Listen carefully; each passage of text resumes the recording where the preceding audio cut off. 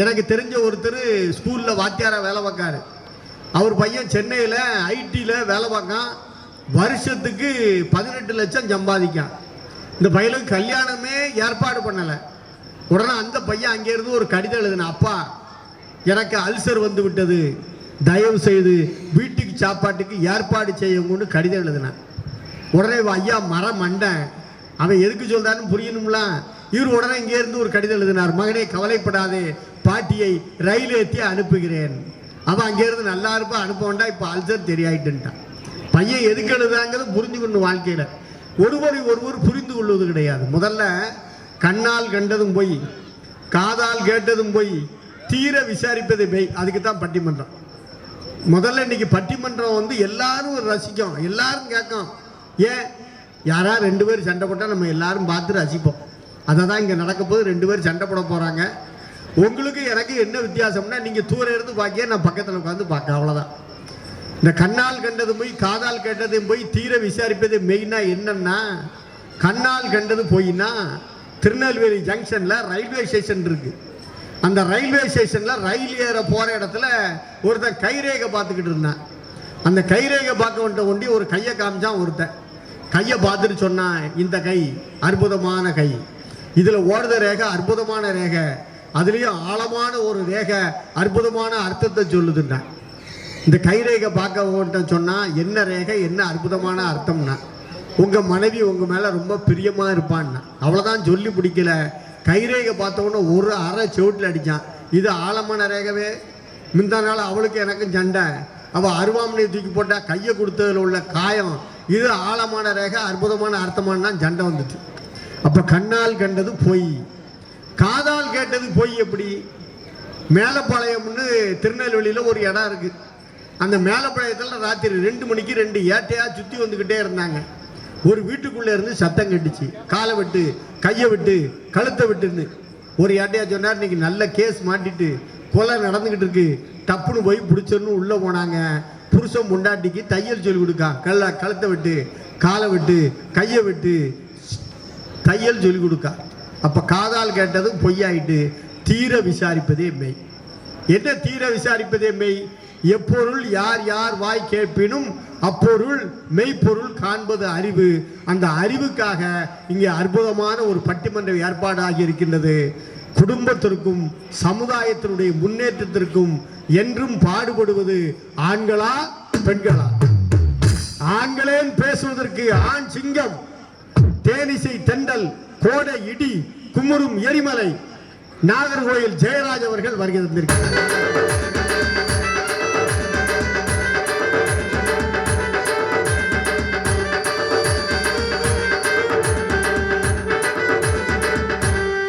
அதே அணியில அவரை விட ரொம்ப அருமையா பேசக்கூடிய ஆற்றல், ஆடுவாரு, பாடுவாரு, கொஞ்சம் விட்டா இறங்கி ஓடிடுவார். அப்படிப்பட்ட அற்புதமான ஆசிரியர் பெருமகனார் அசோக் குமார் அவர்கள் அதே அணியில் பேசுவதற்காக வருகை தந்திருக்கின்றார்.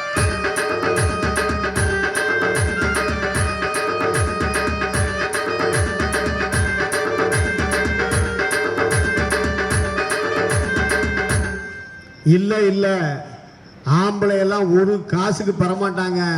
பெண்கள் இல்லை என்று சொன்னால் இந்த சமுதாயம் கிடையாது, குடும்பம் கிடையாது. பெண்களுக்காக பேசுவதற்காக சூரியன் பண்பலையினுடைய பெரும் புகழுக்கு காரணமாக திகழ்கிற, தமிழ்நாடு முழுக்க பட்டிமன்ற பேச்சாளராக திகழ்கின்ற பெருமைக்குரிய நாவுக்கரசி, சொல்லரசி விஜி பூரன் சிங் அவர்கள் வருகிறார். ஒரு குண்டு மாமியார் விஜயான்னு ஒரு தித்திரியா, அவெல்லாம் மீனால பெரும்பாடுபடுத்தாலும் எங்க வீட்டில் நடந்து சத்தம் போட்டுட்டே இருக்கா. இதுக்கு அடுத்தால இன்னொரு தொடர் போடா. என்ன தொடர்? என்ன தொடர் தெரியுமா? கயல், நீ நான் காதல்.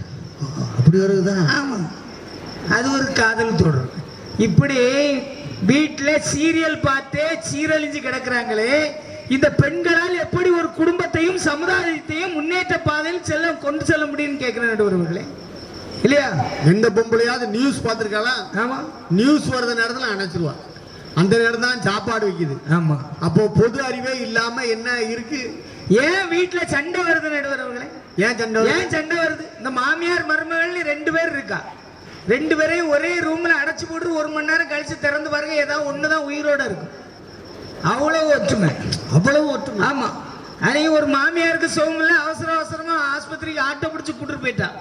டாக்டர் செக் பண்ணிட்டு சொன்னார், எம்ம நல்ல காலம் வந்தீங்க, இன்னும் ஒரு நிமிஷம் லேட்டா இருந்தாலும் உங்க மாமியாரை உயிரோட பார்த்துருக்க முடியாதுன்னு சொன்னார்.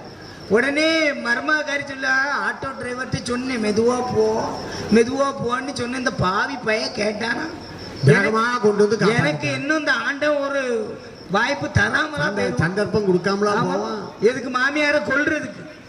அன்னைக்கு ஒரு மாமியார் கிளவியே தேள் கொட்டி விட்டு மருமகளுக்கு ஒரே சந்தோஷம், தேளை பிடிச்சி ஒரு முத்தம் கொடுத்தா அது இவளுக்கு கண்ணில் கொட்டி விட்டு 2 வருதையும் கவர்மெண்ட் ஆஸ்பத்திரியில கொண்டு போட்டுருக்கு.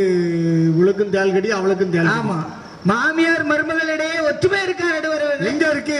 எத்தனை அதுலயும் கல்யாணம் முடிஞ்சு வந்த உடனே மாமியாரை பார்த்து மருமக எப்படி கூடுவா தெரியுமா? எம்மா எம்மா எம்மானி கூடுவா. இது எவ்வளவு நாளைக்கு தெரியுமா? ஒரு 10 நாளைக்கு. இந்த மருமக கறி கொண்டு வரக்கூடிய நல்ல அரிசி, முறுக்கு, பழம் எல்லாம் தீர்றது வரைக்கும் மாமியாரை பார்த்து எம்மா அம்பாவா மக்களே அப்பா இப்படி 2 பேரும் எம்மா மக்களையில போகும். ஒரு 15 நாள் கழிச்சிருக்கும். மெதுவா எல்லாம் கொஞ்சம் கொஞ்சமா தீர ஆரம்பிக்கும்.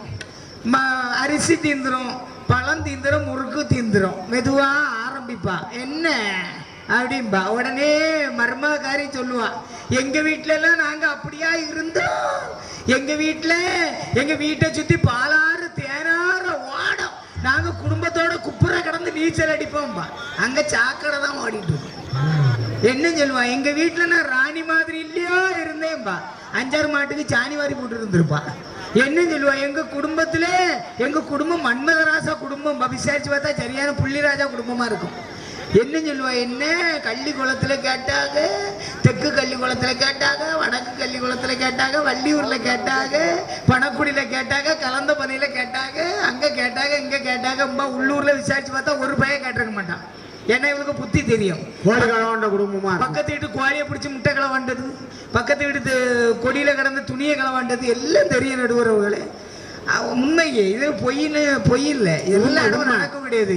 ஆனா என்ன தெரியுமா, எங்க ஊர்ல என்ன மாதிரி ஒரு ஆள் கிடையாதும்பா. என்ன மனமுள்ள பொண்ணு என்ன மதுரையில கேட்டாக, மன்னார்குடியில் கேட்டாக, சிசனத்தியோடு வந்து சீமையெல்லாம் கேட்டாக, இந்த சிங்கப்பூர்ல கேட்டாக, எல்லாம் ஒன்னால மாட்டேன்னு சொன்னீங்க, சொன்னீங்கனால என்ன மனமுள்ள பொண்ணு என்ன மதுரையில கேட்டாக, அங்க கேட்டாக, இங்க கேட்டாகம்பா. ஆனா எங்கேயுமே கேட்டிருக்க மாட்டான் நடுவரவர்களே. ஆனா அந்த பொம்பளை பிள்ளைங்களுமா வெட்டி பந்தா கோசி இந்த உலகத்திலே கிடையாது. அதுல இந்த கல்லூரி போடிய பொம்பளை பிள்ளைங்களை பாருங்க. அதுவரை வீட்டுல இருந்து வரும்போது அண்ணன் போட்டு நடந்து வருவான். 4 பசங்க எதுக்கு வந்தாச்சுன்னா அப்படி சரிச்சு நடக்க ஆரம்பிச்சு. அதுலயும் பசங்களை கண்ட உடனே செல்போன் எடுத்து காதுல வைப்பாலும், சித்தப்பா அமெரிக்கால சித்தப்பா இருக்கீங்க, அப்ப அமெரிக்கால சாப்பிட்டு லண்டனுக்கா போறீங்கப்பா. விசாரிச்சு பார்த்தா குடும்பமே வேளாங்கண்ணி கோயில்ல பிச்சை எடுத்துட்டு இருக்கும். எதுக்கு இந்த வெட்டி பந்தான்னு கேக்குறேன். ஆம்பளை பேரை பார்த்துட்டா உடனே இங்கிலீஷ் உடனே அவ படிச்ச எஸ்ஏ ஒப்பிச்சுட்டு போவோம். ஆமா, இதெல்லாம் உனக்கு எட்டி பந்தா எதுக்கு? அதுலயே ரமேஷ் ரீசார்ஜ் பண்ணா சுரேஷ் எல்லாம் கடலை கொண்டுட்டால, இதெல்லாம் தேவையா? அதுலயும் நடுவரவர்களே, அன்னைக்கு ஒருத்தர் காதலிக்கு போன் பண்ணான். எடி நீ எங்க இருக்க அப்படின்னா, அவன் அப்படி ஒரு பந்தா. நான் எங்க அப்பாவுக்கு 60 லட்சம் ரூபாய் ஆடி கார்ல சென்னைக்கு போயிட்டு இருக்கோம்னா டுடே நம்ம மீட் பண்ண முடியாது அப்படின்னா, அவன் சொன்னா, நீ பெருசா சீன் போடாத, நீ போடிய மினி பஸ்ல நான் பின்னாடி இருக்கேன், உனக்கு டிக்கெட் எடுக்கணுமான்னு கேட்ட முடியும் அப்படின்னா. எவ்வளவு பிராட் இருக்கு, என்ன பந்தான்னு நினைக்கிறீங்க? அதுலயும் எத்தனை சாரி எடுக்காத தெரியுமா? கோர சாரி, பின்னி சாரி, காஞ்சி காட்டன், ரப்பர் சில்க், இடி விழுந்த பின்னி, இல்லாத பின்னி, மோனலு கோணலு, ரிவாரி விட்டு லிக்விட் சிக்கு, Annamalai sorry, paper sorry, Khushbu sorry, நடுவுல கொஞ்சம் பக்கத்தை காணும் சாரி, மெர்சல் சாரி, எல்லாம் சிங்கம் 1 2 3 எல்லாம் எடுத்துறா. இவ்வளவு சரியா இருக்கு. எல்லாம் எடுத்து புருஷனுக்கு பட்டு வேஷ்டிக்கு மேல அடிக்க வச்சிருக்கா. நான் கேட்டேன், ஏன் பட்டு வேஷ்டிக்கு மேல அடிக்க வச்சிருக்கேன், அவ்வளவு பாசமானே. பாசமும் கிடையாது, மண்ணும் கிடையாது. மோகனை முதல்ல கரையம் பிடிச்சா உண்மை வேஷ்டியை தானே பிடிக்கும். வேட்டில கரையாம பிடிக்கும்னு நினைக்கிறேன். நேற்றுக்கு பாக்குறேன், பிரிட்ஜுக்குள்ள ஒரு 10 சேலை எடுத்து வச்சிருக்கா. என்னடி சேலை எடுத்து பிரிட்ஜுக்குள்ள வச்சிருக்கான்னு. இப்ப வெக்க நேரம் இந்த பிரிட்ஜுக்குள்ள வச்சிருக்க சேலையை எடுத்து கொடுத்தா குழு குழுன்னு இருக்கும். இவ்வளவு கொண்டு வச்சிட வேண்டியதான். சொப்பன சுந்தரி. அதுலயும் பீரோ திறந்து ஒரு 15 சேலை என் கால சந்தோஷம். அவதான் விழ மாட்டேக்கா. கட்டின பொண்டாட்டி தான் காலில் விழல, சேலையாவது விழுதேன்னு சந்தோஷப்பட்டுட்டு நிறைய பேர் அப்படித்தான் இருக்கு. அதுலயும் கல்யாணம் முடிஞ்சு வரும்போது 3 லிட்டர் கிரைண்டர் கொண்டு வந்தான். 3 லிட்டர் கிரைண்டர், அந்த கல்லு கிரைண்டர், அந்த கல்லு கிரைண்டரை தூக்கி உள்ள வச்சு அப்படியே மாவை போட்டு ஆட்டி எடுக்கணும். சரி, இத அவ சொன்னா, ஏங்க 3வது மாசமே டாக்டர் என்ன சொல்லியிருக்காரு, கனமான பொருட்களை தூக்கப்படாதுன்னு சொல்லியிருக்காரு. அதனால எனக்கு இந்த கல்லை தூக்க முடியல, இப்ப சரிச்சு ஊத்த ஒரு கிரைண்டர் வந்திருக்கு, அதை வாங்கிதாங்க. Tilting grinder. ஆமா, சரி, அப்ப சரிச்சு ஊத்தக்கூடிய கிரைண்டர் வாங்கி கொடுப்போன்னு ஒரு கிரைண்டர் வாங்கி கொடுத்தேன். இப்போ வந்து கல்லை தூக்கண்டா, சரிச்சு ஊத்தினாலே மாவு கீழே வந்துடும். அதுவும் கொஞ்ச நாள் கழிச்சு சொன்னா, இது நல்லா அறப்பட மாட்டேங்கு, இப்ப 3 கல்லு கிரைண்டர் வந்திருக்கு, அதை ஒண்ணு வாங்கிதாங்க. என்ன ஏடி 3 கல்லு யாரெல்லாம் அப்படின்னு, ஒண்ணு மாமியாரா ஒண்ணு மருமகனா, நடுவுல மோகம் கடந்து ஓடிட்டே கிடக்கானா. இப்போ 3 கிரைண்டரையும் முக்குல சாக்கு வச்சு மூடி போட்டுட்டு முக்கு கடையில தோசை மாவு வாங்கி தோசை சுட்டுட்டு இருக்கான். எப்படி இருக்கு? 3 கிரைண்டரை முக்குல போட்டு முக்கு கடையில மாவு வாங்குதானா விளங்குவா? ஒரு வேலை செய்யறது கிடையாது நடுவர். கல்யாணம் ஆகி வரும்போது எத்தனை கிலோல வர்ற நடுவர் அவங்களே? வெறும் 35 இல்லைன்னா 45 கிலோ வந்து ஒரு 1.5 மாசம் கழிச்சு 85 இல்லைன்னா 90 கிலோ ஆயிட்டாலே எப்படி நடுவர் அவங்களே? நாமெல்லாம் அப்படி கிடையாது, அந்த மாற்றமே கிடையாது நமக்கு. ஆனா உண்மையில என்னதான் தும்பாங்களோ தெரியல நடுவர் அவங்களே. அதுல கல்யாணத்துக்கு பிறகு எல்லாம் என்னது, ஆமா நாங்க வாசனை மட்டும்தான். அதுலயும் ஏன் தெரியுமா அப்படி ஆயிடுறா? புருஷன் மிச்சம் வைக்கிறது, பிள்ளைகள் மிச்சம் வைக்கிறது, அவளுக்கு மிச்சம் இருக்குது, எல்லாம் சேர்த்து திங்கிறதுனால அப்படி ஆயிரம் நடுவர். அதுலயும் எத்தனை சேரீ எடுக்க சொன்னோம்ல, இப்ப 60 ரூபாய்க்கு பிளவுஸ் வாங்க, 60 ரூபாய்க்கு பிளவுஸ் எடுக்க 6000 ரூபாய்க்கு ஆரி ஒர்க் வைக்க. ஆரி ஒர்க்னா இந்த கல் வச்சு தைப்பாங்க தெரியுமா? இந்த ஆரி ஒர்க், ஆரியா ஒர்க், சூரியா ஒர்க் எல்லாம் வச்சு தைக்கிறான். ஒரு வீட்டுக்கு பவுண்டேஷனுக்கு கல் அடிக்கணும்னா வெறும் 6000 ரூபாய் தான். ஒரு லோடு கல்லு இல்ல 3500 நடுவர்களே, 3500 வீட்டுக்கு பவுண்டேஷன் போடக்கூடிய கல்லு. ஆனா இவளுக்கு பிளவுஸுக்கு வைக்கக்கூடிய கல்லு 6500 ரூபாய். என்னைக்கு பிளவுஸுக்கு கல் வச்சு தைக்க ஆரம்பிச்சாலோ புருஷனுக்கு கிட்னில எல்லாம் கல் வர ஆரம்பிச்சு. உண்மையில என்ன பண செலவு பாத்தீங்களா? அதுலயும் பியூட்டி பார்லர்னு ஒண்ணு கண்டுபிடிச்சிருக்கான். இவங்க எப்படி ஒரு குடும்பத்தையும் சமுதாயத்தையும் நல்லாக்க முடியும் நடுவர்களே? பியூட்டி பார்லர்னு ஒண்ணு கண்டுபிடிச்சிருக்கான், மகளிர் அழகு நிலையம். அங்க போறவங்கள பாத்திருக்கீங்களா? அங்க இருந்து போகும்போது பொண்ணா போவோம், அங்க இருந்து வரும்போது பேயா வரும். ஏன்னா பின்னாடி இருக்கக்கூடிய முடியை எடுத்து பப்பு வச்சிருப்பா. இந்த முகத்துல இந்த பாத்ரூமுக்கு அடிக்கக்கூடிய பிளீச்சிங் பவுடர் எடுத்து பிளிச்சு அடிக்கிறான். அடிச்சுட்டு நெத்தியில ஒரு ரூபா துட்டை வைக்கிறான், கண்ணுல 2 வெள்ளரி பிஞ்ச ஒட்ட வைக்கிறான். வச்சுக்கிட்டு மேல உள்ள தொலியை கொஞ்சம் கொஞ்சமா உரிச்சு எடுக்கிறான் பேசியலாம். இதுக்கு அடுத்தால புருவ முடிய புடுங்கி எடுக்க ஐ பிளக்கிங். அதுக்கு ஒரு எத்தனை ரூபாய் சார்ஜ்? 500 ரூபாய் சார்ஜ். மொத்தம் 5000 ரூபாய் சார்ஜ் ஆகுது நடுவர் அவர்களே. ஆனா ஆம்பளைக்கு அப்படி தேவை இருக்கா? தேவை இல்லையே. ஆம்பளை ஒரு குடும்பத்தை ஒரு நல்லாக்கி வைக்கணும்னு நினைக்கிறானா இல்லையா நடுவர் அவர்களே? ஒரு குடும்பமும் சமுதாயமும் முன்னேற பெரிதும் காரணமாக இருப்பது ஆண்களை ஆண்களை ஆண்களை என்று நீங்கள் தீர்ப்பெழுத வேண்டும் என்று உங்களை வேண்டி விரும்பி கேட்டுக்கொண்டு உங்களிடமிருந்து விடைபெறுகிறேன். நன்றி, வணக்கம். ரொம்ப அருமையா, எனக்கு கொஞ்சம் சவுண்ட் வைங்கண்ணே. ரொம்ப அருமையா நம்முடைய நாகர்கோவில் ஜெயராஜ் அவர்கள் நிறைவு செய்திருக்கின்றார். ரொம்ப அருமையா பேசியிருக்கார். அவரை மாதிரி பேச இன்னொரு ஆள் பிறந்துதான் வரணும். ஆண்கள் எந்த அளவுக்கு சமுதாய முன்னேற்றத்துக்கு துணை இருக்காங்க, குடும்பத்தினுடைய முன்னேற்றத்திற்கு துணையாக இருக்கிறார்கள், ரொம்ப அருமையா பேசியிருக்கார். அவர் சொல்றதெல்லாம் உண்மையிலே வாசம் தான். ஏன்னா பெண்கள்லாம் சமுதாய முன்னேற்றத்துக்கு யாராவது பாடுபடுதாங்கன்னா கிடையாது. பொம்பளைகளெல்லாம் மிலிட்ரிக்கு கூட்டு போனாங்க. மிலிட்ரிக்கு கூட்டு போய் எல்லா ட்ரைனிங்லாம் முடிச்சாச்சு. மேஜர் பெண்கள் டீம்கிட்ட சொன்னாரு, பாகிஸ்தான் குண்டு போட வாரான், பெண்களே கிளம்புங்கள் அப்படின்னா. உடனே ஒருத்தி சொன்னா, கொஞ்சம் பொறுங்க சார், மேக்கப் மட்டும் போட்டு வரேன்னா. அவன் குண்டை போட்டு போயிட்டான். அப்போ வாழ்க்கையில் பொம்பளைகளை வச்சு எதுவும் செய்ய முடியாது. மிலிட்ரியிலலாம் பொம்பளைகளை சேர்த்தா என்ன ஆகும்? பஸ்ஸு ஒரு பொம்பளை மட்டும் ஓட்டினான். இப்போ எந்த பொம்பளையும் ஓட்டலை.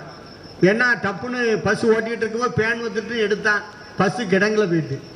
அப்போ வாழ்க்கையில் பொம்பளைகளை வச்சு எந்த கதையும் ஒப்பேறாது அப்படின்னு அருமையாக ஜெயராஜ் சொல்லியிருக்கார். ஏன்னா ஆண்கள் எவ்வளவு சிறப்பு அப்படிங்கிறத நம்ம யோசிச்சு பார்க்கணும். நம்முடைய லால் பகதூர் சாஸ்திரின்னு ஒருத்தர் இருந்தார்.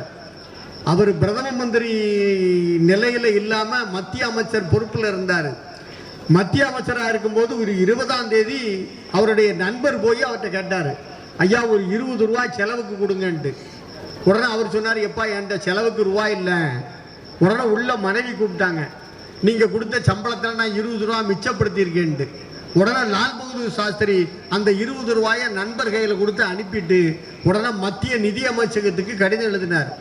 என்னுடைய மனைவி என்னுடைய சம்பளத்தில் 20 ரூபாயை மிச்சப்படுத்திட்டான், இனிமேல் எனக்கு சம்பளத்தில் 20 ரூபாயை குறைச்சிருங்கன்னு சொல்லி லால் பகதூர் சாஸ்திரி ஒரு கடிதம் எழுதினார்னா, இதை மாதிரி நிர்வாகத்திற்கும் சமுதாய முன்னேற்றத்திற்கும் தூணாக துணையாக இருந்த ஒரு பெண்ணை இனங்காட்ட முடியுமான்னா நம்ம யோசிக்கத்தான் செய்யணும். ஏன்னா எவ்வளவோ உழைச்சி சம்பாதிக்கக்கூடியது எல்லாம் யாருன்னா ஆண்கள், எவ்வளவு கஷ்டப்படுறது ஆண்கள். ஆனால் இந்த பெண்கள் எப்படி இருக்காங்கிறதுக்கு ஒரு சின்ன எடுத்துக்காட்டு கொடுத்தா அது புரிஞ்சிடும். ஒரு பெண்ணு ஒரு பையனை கூப்பிட்டு மார்க்கெட் போயிருக்கா. மார்க்கெட் போயிட்டு வந்த உடனே அந்த பையன் ட்ரௌசர்ல இருந்து ஒரு 2 கேரட் எடுத்து அம்மா கையில் கொடுத்தான். உடனே அந்த அம்மா 2 கேரட்டை வாங்கிட்டு அந்த பையன் கன்னத்தில் ஒரு அரை ஷவுட்டில் அடித்தாங்க. நான் விளவெளத்து போயிட்டேன், என் பாவி, இந்த பையன் மார்க்கெட்டில் 2 கேரட்டை திருடி இருக்கான்னு ஒரு தாய் கன்னத்தில் அடிக்கான்னா இவ தாயே இல்லை தெய்வம்னு நான் நினைக்கேன். உடனே அந்த அம்மா சொன்னா, ஏல அரை மணி நேரமாக நின்றுக்கிட்டு இருந்தம்ம நாயை 2 கேரட் தான் எடுத்தியா நாய அப்படின்னு அந்த பயலை அடிக்கா. அப்போ தான் என் நினைச்சா மூதி இப்படி இருக்காளா பொம்பளை. இவளுக்காகத்தான் ஒரு பாட்டே போட்டான், திருடாதே பாப்பா திருடாதே, திருடாதே பாப்பா திருடாதே, வறுமை நிலைக்கு பயந்து விடாதே, திறமை இருக்கு மறந்து விடாதே, திருடாதே பாப்பா திருடாதே. அப்போ பெண்கள் இப்படிலாம் இருக்காங்க. ஆனால் ஆண்கள் இந்த சமுதாயத்தினுடைய முன்னேற்றத்திற்கு சுதந்திர போராட்டத்தில் ஈடுபட்டு நாட்டுடைய முன்னேற்றத்திற்கு தூணாக துணையாக இருந்த ஆண்கள் எத்தனை பேர் எண்ணி பார்க்க வேண்டும். பாரதியார், பாரதிதாசன் போன்ற கவிஞர்கள் இந்த நாட்டிலே தன் திருமணமே முடிக்காமல் இந்த நாட்டிற்காகவும் மக்களுக்காகவும் சுதந்திரத்திற்காகவும் பாடுபட்ட சிறந்த தியாகியாகிய பெருந்தலைவர் காமராஜர் அவர்களை நினைத்து பார்க்க வேண்டும். எத்தனை பிரதமரை உருவாக்கிய பெருமை. அவரே திருமணம் முடிக்கல. ஏன் அப்படின்னா திருமணம் முடிச்சா நம்மளால சமுதாய சேவை செய்ய முடியாது என்பதற்காக அப்படி இருந்தார். ஆகவே இப்படிப்பட்ட ஆண்கள் இருக்கிறார்களே, பெண்கள் யார் இருக்கிறார் என்று கேள்வி எழுப்பி இருக்கின்றார். இதற்கு மறுமொழி கொடுப்பதற்காக நம்முடைய சூரியன் பண்பலையினுடைய அறிவிப்பாளராக இருந்த பெருமைக்குரிய சொல்லரசி, இசை அரசி விஜி பூரன் சிங் அவர்கள் வருகை தருகின்றார்கள்.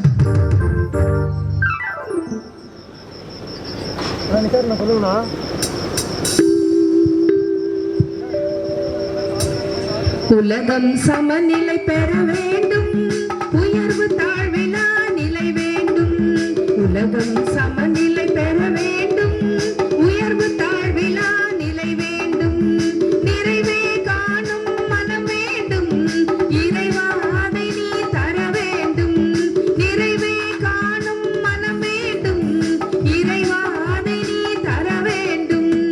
உலகம் சமநிலை பெற வேண்டும், உயர்வு தாழ்விலா நிலை வேண்டும்.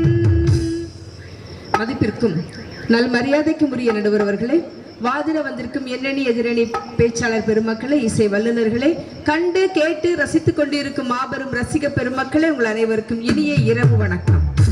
இன்னைக்கு ஒரு அருமையான தலைப்பு. ஒரு குடும்பமானாலும் சமுதாயமானாலும் சிறந்து விளங்க பெரிதும் காரணமாக இருப்பது மன வலிமை மிக்க எங்களுடைய பெண்களா, தோல் வலிமை மிக்க இந்த ஆண்களா? அதுதான் இன்னைக்கு கேள்வி. மன வலிமை மிக்க பெண்களே பெண்களே பெண்களேன்னு பேசுறதுக்காக நான் வந்திருக்கேன் நடுவர்களே. எவ்வளவு பெரிய புத்திசாலி தெரியுமா? இவ்வளவு நேரம் பேசிட்டு போற நேரம் எங்களுடைய ஜெயராஜ் என்னாச்சு? பெண்கள்லாம் நல்ல கை தட்டுங்கம்மா, உங்களுக்காக தானே பேச வந்திருக்காங்க. கண்டிப்பா தட்டுவாங்க. எங்களுடைய ஜெயராஜ் எவ்வளவு பெரிய புத்திசாலின்னு உங்களுக்கு தெரியணுமா? இப்ப சொல்றேன் கேட்டுக்கங்க. போன வாரம் ஒரு செல்போன் வச்சுட்டார், நல்ல புது ஆண்ட்ராய்டு செல்போன்.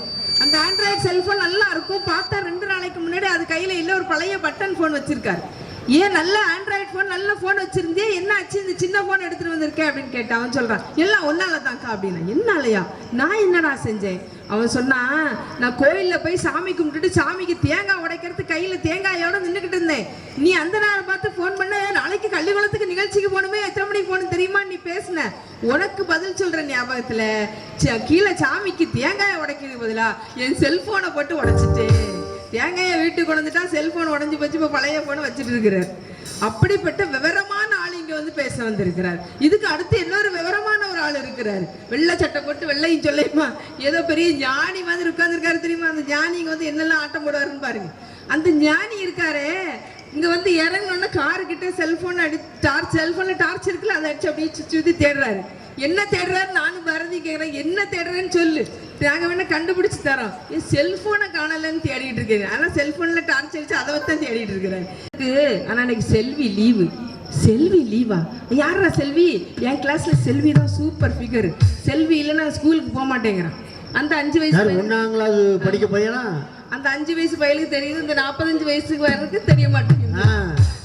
5 வயசு பயலுக்கு தெரியுது, இவ்வளவு வயசாகி தெரிய மாட்டேங்க நடுவர்களே. காவி கட்டத்தான் மன நினைச்சதடி, உன்னை பார்த்த பின்னே மாறி போச்சு. ஆடி அசைஞ்சு நீ நடக்கையிலே தவம் அத்தனையும் ஆடி போச்சு. பொட்டு மேல பொட்டு வச்சு பொட்டலில போற புள்ள, நீ தொட்டு வச்ச குங்குமமா நான் மண்ணில் வந்து பொறக்கலையே. என்ன பேச்சு! முக்கியமா ஒரு விஷயம் என்ன தெரியுமா? இவ்வளவு பேசினாங்களே, கல்யாணத்துக்கு முன்னாடி குடிக்கவே மாட்டாங்களாம், கல்யாணத்துக்கு அப்புறம் தான் குடிப்பாங்களாம். இங்குள்ள ஆம்பளைங்க யாருமே குடிக்க மாட்டாங்கன்னு அந்த அக்கா ஒரு மாதிரி சிரிச்சாங்க. என்னடா பேசுற நீ அப்படின்னு ஒரு மாதிரி சிரிச்சாங்க. கல்யாணத்துக்கு முன்னாடி யாருக்காவது சுகர் உண்டுமா? கிடையாது. பிரஷர் உண்டா? எதுவுமே கிடையாது. கல்யாணத்துக்கு பிறகு தானே எல்லாம் வருது நடுவர்களே. கல்யாணத்துக்கு பிறகு மாமியாரெல்லாம் முதியோர் இல்லத்துக்கு அனுப்புறதுக்கே குறியா இருக்காங்களே. எங்க வீட்டுக்கு பக்கத்துல ஒரு பொண்ணு எப்ப பார்த்தாலும் மாமியார் எப்பவும் இருமிக்கிட்டே இருக்காங்க, தும்மிக்கிட்டே இருக்காங்க, எப்பவும் சளியை துப்பிக்கிட்டே இருக்காங்க. அவங்கள எனக்கு ஒண்ணு நான் இருக்கணும், இல்லைன்னா உங்க அம்மா இருக்கணும், அவங்கள கொண்டு முதியோர் இல்லத்துல தள்ளு அப்படின்னுட்டு புருஷன்ட்ட சொல்லிக்கிட்டே இருந்தான். புருஷன் கொஞ்ச நாள் கேட்டு பார்த்தான். அப்புறம் சொன்னான், சரி எங்க அம்மாவை தானே, சரி நான் கொண்டு விட்டுறேன்ட்டு நேரா ஆசிரமத்துல கூட்டு கொண்டு விட்டுட்டு வீட்டுக்கு வந்த உடனே அவ கேட்டா, எங்க மாமி எப்படி இருக்காங்க அப்படின்னு கேட்டா. ஏதோ எங்க அம்மையை பேச்சு துணைக்கு ஆள் இல்லையேன்னு நினைச்சிட்டு இருந்தேன். எங்க அம்மாவை கூட்டுட்டு போன நேரத்துல உங்க அம்மாவை கூட்டு உங்க அண்ணன் வந்தான். இப்போ எங்க அம்மாவும் உங்க அம்மாவும் நல்லா இருந்து பேசிட்டு இருக்காங்கம்மா, எனக்கு ரொம்ப சந்தோஷமா இருக்கு அப்படின்னா. உடனே அவ சொன்னா, எங்க அண்ணன் ஒரு விளங்காத பையன், பொண்டாட்டிக்கு பேச்சை கேட்டு எங்க அம்மாவை கொண்டு முதியோர் இல்லத்துல கொண்டு விட வந்திருக்கானே, அவன் விளங்குவானா அப்படின்னு கேட்கா. உடனே இவன் சொன்னா, உனக்கு வந்தா தக்காளி சட்னி, எனக்கு வந்தா ரத்தமாடின்னு கேட்டான். அப்ப இப்போ உள்ள காலத்துல நீங்க மாமியாருக்கு மரியாதை கொடுக்குறீங்களா? மாமியாருக்கெல்லாம் நாங்க மரியாதை கொடுக்குறோம். மாமியாரை கொண்டு போய் முதியோர் இல்லத்துல விட சொல்லி நாங்க சொன்னோன்னு வச்சுக்கோங்களேன், உங்க அம்மா தானே, பெத்த அம்மா தானே, பெத்த அம்மாவை தான் நீங்க வீட்டுல தானே வச்சிருக்கணும். நாங்க சொன்ன உடனே நீங்க என்ன சொல்லணும், எங்க அம்மா இங்க தாண்டி இருப்பான், எங்க அம்மாவை நான் இங்கேயே அனுப்ப மாட்டேன், எங்க அம்மா இங்க தான் இருப்பேன், நீ போறதானே போ, நான் என் உன் வீட்டுக்கு நம்மள அனுப்பிட்டு அவங்க அம்மா வச்சுட்டு பேசாம. எங்க வீட்டுல என் வீட்டுக்காரிக்கு எங்க அம்மாவுக்கு சண்டை வரும். என் வீட்டுக்காரிக்கு எங்க அம்மாவுக்கு சண்டை வரும். நான் யாருக்கு பக்கம் நிப்பேன் தெரியுமா? யார் பக்கம் நிப்பேன் தெரியுமா? அதான் கேட்க, ஹீரோவுக்கு பக்கத்துல நின்னுடுவேன். அப்படின்னா பின்விளைவு வராது, பூரிக்கட்டையே தூக்கி அறைவா. கம்பன் கண்ட சீதை உந்தன் தாயல்லவா, காளிதாசன் சகுந்தலை உன் சேயல்லவா, அம்பிகாபதி அனைத்த அமராவதி மங்கை அமராவதி, சென்ற பின்பு பாவலர்க்கு நீ ஏகதி என்றும் நீ ஏகதி. ஒரு பெண்கள் வீட்டுக்குள்ள இல்லைன்னா வீடு என்ன ஆகும் தெரியுமா நடுவர்களே? இவ்வளவு பேசுறாருல, நம்ம ஒரு நாள் இல்லைன்னா வீட்டுக்குள்ள ஒரு ஆளாக்கு அரிசி போட்டு ஒரு நேரம் சோறு வடிச்சு சாப்பிட முடியுமா? அந்த ஆம்பளைங்களுக்கு ஒரே ஒரு நேரம் சோறு வடிச்சு சாப்பிட முடியுமா? நேரம் எங்க பரோட்டா இருக்குதோ அந்த பரோட்டா கடையில போய் நல்லா சாப்பிட்டுட்டு வர தெரியுமே தவிர ஒரு கை சோறு வச்சு சாப்பிட முடியுமா? அன்னைக்கு எனக்கு அவசரமா ஒரு வேலையை வெளியில போறேன், என் வீட்டுக்காரட்ட சொன்னேன், எங்க குக்கர்ல சாதம் வச்சிருக்கேன், ஒரு 3 விசில் வர வந்தோடனே இறக்கிருங்கன்னு சொல்லி வச்சுட்டு போனேன் நடுவர்களே. திரும்பி வந்து சாதம் இன்னும் வேகல, என்ன ஆச்சுங்கன்னு கேக்குறேன். ஏண்டி குக்கர்ல ஒரு விசில் தானடி இருக்குன்னு கேக்குறாரு. 3 விசில் எப்படி வரும், ஒரு விசில் தானே இருக்குன்றாரு. இந்த மனுஷனை என்ன செய்ய? போன வாரம் கொஞ்சம் காய்ச்சல் வந்துருச்சுக்க, எனக்கு நான் காய்ச்சல் சொல்லி படுத்திருந்தேன். என்கிட்ட சொன்னாரு, நான் உனக்கு காலையில டிஃபன் பண்ணி தரட்டா அப்படின்னாரு. ரொம்ப சந்தோஷம். என்ன பண்ண போறீங்க? பூரி பண்ண போறேன்னாரு. நானும் பூரி செஞ்சு தருவாருன்னு சொல்லிட்டு இப்ப படுத்திருக்கேன். 2 மணி நேரம் ஆச்சு, பூரி வரலாம். குருமா மணக்குது. ஏங்க பூரி செஞ்சுட்டீங்களா? உடனே அவர் சொல்றாரு, பூரி செஞ்சுட்டேன், ஆனா அதுக்கு எப்படி காத்தடிக்கிறதுன்னு தெரியல அப்படின்னாரு. கொஞ்ச நேரம் கழிச்சு குருமாவும் பூரியும் கொண்டு தந்தாரு. பிச்சு தொட்டு வயல வச்சு சாப்பிட்டு பாக்குறேன், குருமா இனிக்குது. ஏங்க குருமா இனிக்குது? குருமால உருளைக்கிழங்கு தாண்டி போட்டேன். அங்க போய் பார்த்தா உருளைக்கிழங்கு அப்படியே இருக்குது. சப்போட்டாவை நறுக்கி போட்டு குருமா வச்சிருக்கிறாரு. எது சப்போட்டா எது உருளைக்கிழங்குன்னு கூட தெரிய மாட்டேங்குது. நேத்து பாருங்க, கிச்சன்ல போய் பூஸ்ட் பாட்டில திறந்து ஒரு ஸ்பூன் எடுத்து வாயில போட்டு ஒரே சத்தம், ஐயோ ஐயோ ஐயோ ஐயோ. என்னன்னு பார்த்தா நான் பூஸ்ட் பாட்டில வத்தல் பொடி தட்டி வச்சிருந்தேன். அது தெரியாம எடுத்து வாயில போட்டுருக்கிறாரு. வீட்டுக்குள்ள என்ன எது எங்க இருக்கு ஏதாவது ஒண்ணு உங்களுக்கு தெரியுமா நடுவர்களே? நம்ம எல்லாம் வந்து வீட்டுக்குள்ள சமைக்கிறதே இல்லையா? சமைக்கிறத பத்தி யார் பேசுறது? ஒரு காலத்துல அம்மா சமைச்சதுன்னு நல்ல தெம்பா வளருவாங்க. அடுத்து பொண்டாட்டி ஆசையா சமைச்சு கொடுக்கறது இன்னும் தெம்பா வளருவாங்க. அம்மா சமையலுக்கும் பொண்டாட்டி சமையலுக்கும் என்ன வித்தியாசம் நடுவர் அவர்களே? என்ன வித்தியாசம்? சுட சுட சாப்பிட்டோம்னா அதுதான் அம்மா செயல். சரி, அம்மா சமையல். சுட வச்சு சாப்பிட்டேன்னு அதுதான் பொண்டாட்டி சமையல். தொடர்ந்து பெண்கள் தான் சமூக முன்னேற்றத்திற்கும் குடும்ப முன்னேற்றத்திற்கும் துணை நிற்பார் என்று பேசுவதற்காக நம்முடைய சொல்லரசி தங்க பாரதி வருகை தருகின்றார்கள்.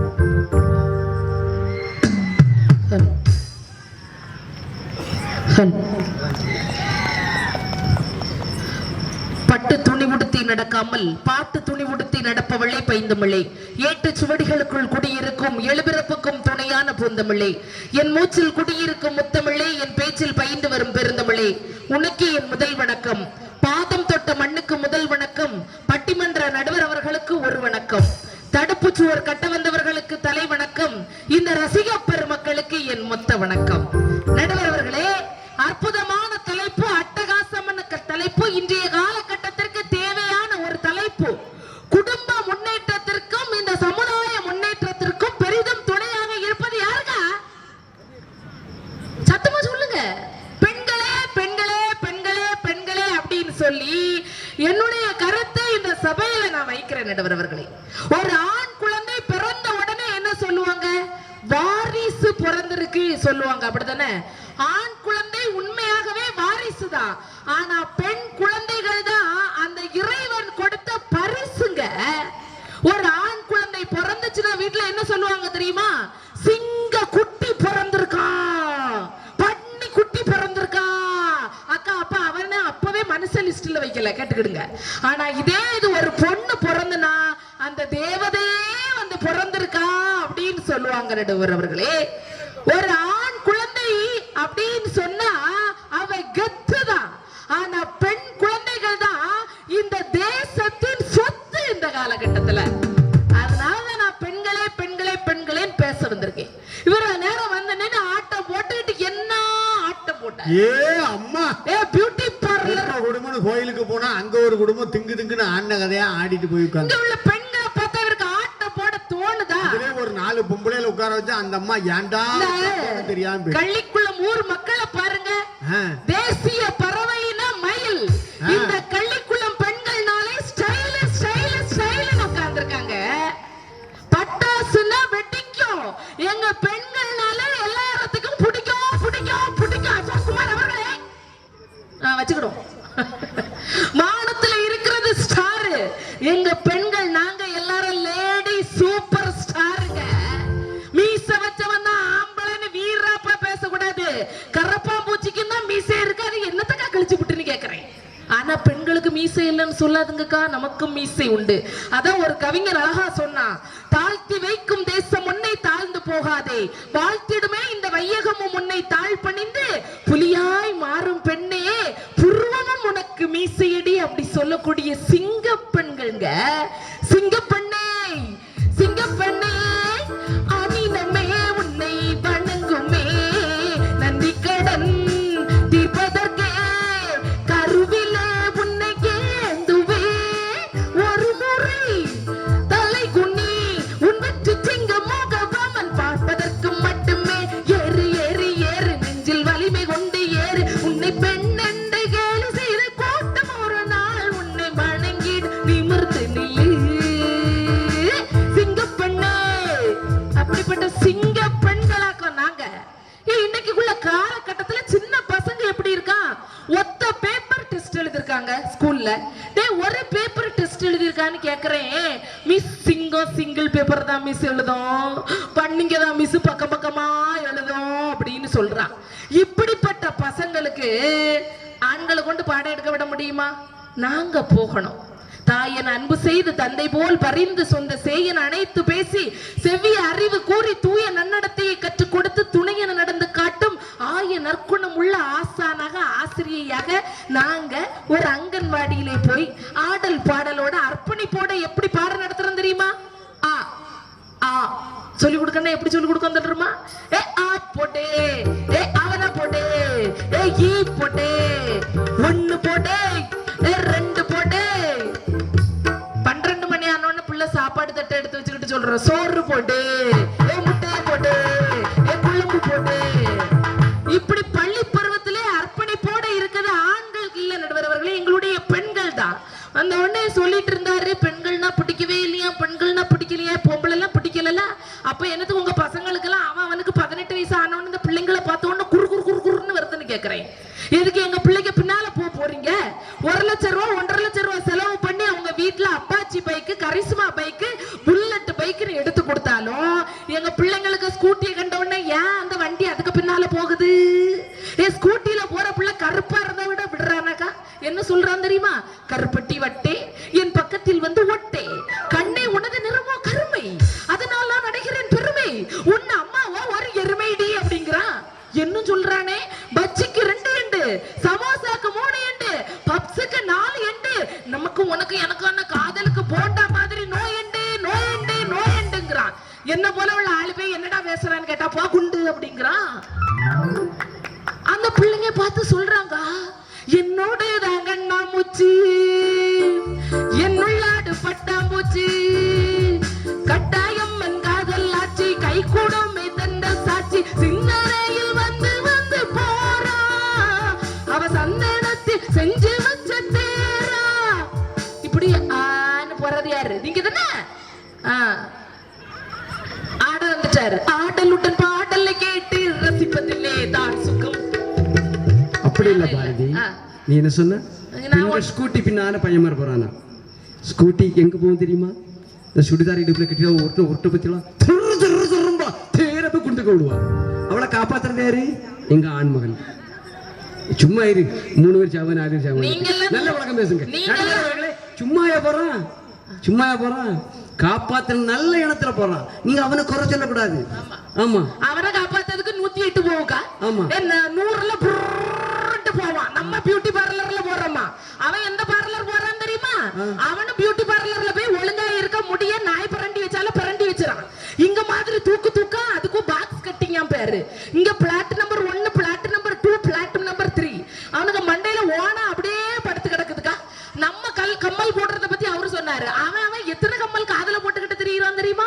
அப்படியே போட்டுக்கிட்டு என்ன வேணா நடக்கட்டும், நாங்க சந்தோஷமா இருப்போம், உசுறு இருக்கிற வேற வேணும், உல்லாசமா இருப்போம், என்ன வேணா நடக்கட்டும், நாங்க சந்தோஷமா இருப்போம். ரக்கிட்ட ரக்கிட்ட ரக்கிட்ட ரக்கிட்ட ரக்கிட்ட ரக்கிட்ட. கடைசில அவனுக்கு சங்கூதிட்டு இருக்காங்க எத்தனை இடத்துல. நாங்க ஸ்கூட்டில சங்கூதுறான் இல்லையா? எதனால தெரியும் அந்த பிரச்சனை? அவன் பாம்பு ஒழுங்காதான் போயிட்டு இருக்கான் பைக்ல. இவன் அங்க இருந்து போன் பண்ணுவா பத்தியா? ஹலோ, எங்க இருக்கிறீங்க? அவன் பாம்பு இப்படி இடிக்கிட்டு நான் பார்ல இருக்கேன். கடைசியா நேரா போய் கூட்டு விடுவான். காரணம் என்ன? அவன் வாயை வச்சுட்டு சும்மா இருந்தான். நாங்கெல்லாம் உங்க வீட்டுக்கு வர்றதுக்கு முன்னால உங்களுக்கு பேர் என்னது? சின்ன பையன், பொடி பையன், விளங்காத பையன், அவனுக்கு என்ன தெரியும், பொறுக்கி பையன், இப்படிப்பட்ட அனாவசிய பேர்கள். ஒரு பொண்ணு வீட்டுக்கு வர்றதுக்கு முன்னால நாங்க உங்க வீட்டுக்கு உங்களெல்லாம் திருமணம் பண்ணிட்டு வந்த பிறகுதான் உங்களுக்கு பேர் எப்படிக்கா? புருஷர், கணவர், கொண்டவர், கண்ணாளர், குடும்ப தலைவர், இதெல்லாம் ஊர் லிஸ்ட்லயே சேர்க்கல. கல்யாணம் முடிஞ்ச பிறகுதான் அப்படி மதிப்பா சேர்த்து வச்சிருக்காங்க. அதே போல நம்ம திருமணம் முடிஞ்சு போறோம்லக்கா, இதுக்கெல்லாம் ஒரு 10 பேர் கூடி போறான். ஆனா திருமணம் முடிஞ்சு போகக்கூடிய மனைவி அப்படிங்க தெய்வத்துக்கு எத்தனை பெயர் தமிழன் கொடுத்திருக்கான் தெரியுமா? துணைவி, கடகி, கண்ணாட்டி, கற்பால், காந்தை, வீட்டுக்காரி, கிரகம், கிளத்தி, குடும்பினி, பெருமாட்டி, பாரியாள், பொருளாள், இல்லத்தரசி, பதுகை, வாழ்க்கை, வேட்டாள், விருந்தனை, உவ்வி, சாணி, சீமாட்டி, சூரியை, சயோகை, தம்பிராட்டி, தம்மை, தலைமகள், தாட்டி, தாரம், நாச்சி, பறவை, பண்டு. நமக்கு கைதட்டுங்க, வந்துட்டாரு. ஒரு ஆண்மகனை கல்யாணம் பண்ணி இருக்கட்டு. அதுக்கப்புறம் நான் சொல்றேன். ஏன்? இவ்வளவு பேரும் எப்படிக்கா நமக்கு நம்ம போன பிறகுதான் அவங்க மனுஷனா இருக்காங்கங்க. ஹீரோவா இருக்கக்கூடிய மனுஷனை ஹீரோவா மாத்தன்னா யாரு போனோம்? மனைவிங்க உறவு வரணும். தருதலையா இருக்கக்கூடியவனை தலையா மாத்தன்னா யாரு போனோம்? மனைவிங்க உறவு வேணும். மண்ணுல இருக்கக்கூடியவனை மன்னவனா மாத்தன்னா யாரு போனோம்? மனைவிங்கிற உறவு வரணும். நாங்கெல்லாம் நின்னா குத்து விளக்கு, உக்காந்தா நெய் விளக்கு, அண்ணாந்தா அகல் விளக்கு, பார்த்தா பாச விளக்குக்கா. நம்மெல்லாம் அவங்க வீட்டுக்கு போன பிறகு என் புருஷுக்கு வாழ்க்கைலாம் நான் போன பிறகு எவ்வளவு சந்தோஷமா இருக்கு தெரியுமா? ஆமா, நல்ல சந்தோஷமா இருக்கு தெரியுமா? அதிகாலை 4 மணி அந்த பாரதி டான்னு எந்திரிப்பாக்கா. 4 மணிக்கு எந்திரிச்சு அவரை எழுப்பி விட்டுக்கிட்டு நான் போய் படுத்துக்கிட்டு நடுவர் அவர்கள்.